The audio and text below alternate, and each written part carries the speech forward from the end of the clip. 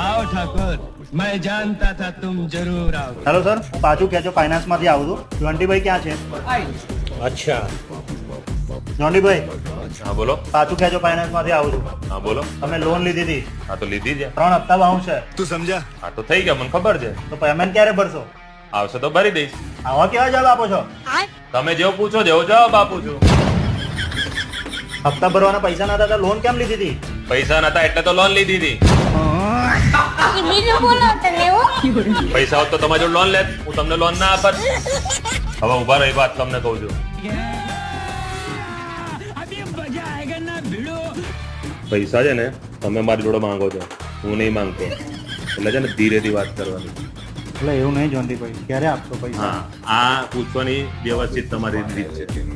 ભરી દઈશ. હા, ધીરે રહીને વાત કરવાની હો ને. જો. ચલો.